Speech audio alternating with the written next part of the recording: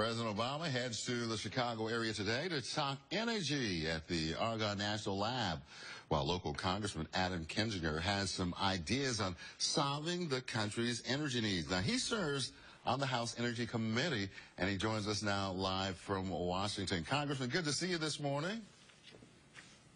Hey, thanks. Great to be here. How are you? Real good, real good. Now, your district isn't far from Argonne, so what would you want to hear from the president today?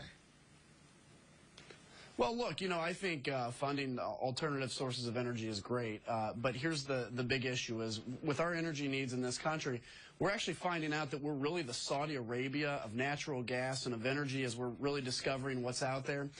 So I'd actually like to hear the president talk about the need to fund alternative energy, but also the need to continue to discover what we have. We've seen drilling and discovery on federal lands actually decrease recently. We've seen natural gas discovery decrease 30% on federal lands. It's in private lands where we're seeing this explosion. So I think if we could see an explosion in federal lands in terms of drilling, taking those oil royalties and putting them towards infrastructure needs and other things like that, I think we'd be well on our way to energy security and energy independence. So that would be your long-term solution, more drilling on federal lands and so forth?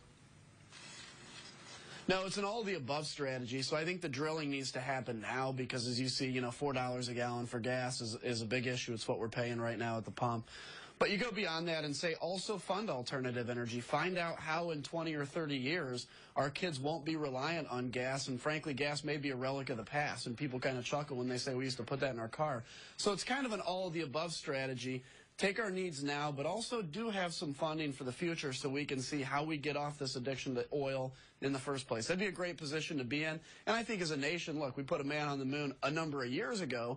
We can definitely do this if we just put our minds to it. We all know that Keystone Pipeline has been very controversial. The president said he's considering right now whether or not to approve it. What do you think he should do?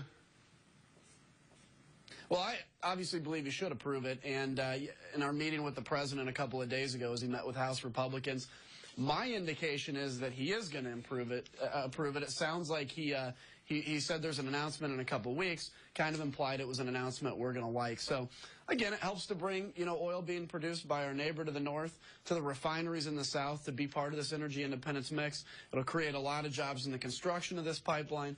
I'd like to see this happen. It's part of the all-above strategy that we need to pursue in this country.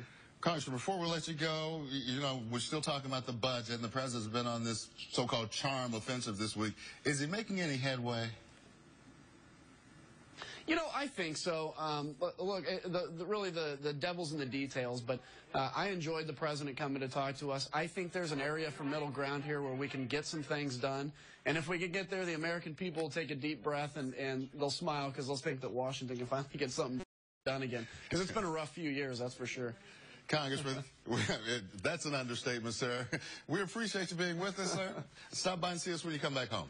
Thank you. Okay, take care. Thank you. It was great to be here. Have a good one. All right.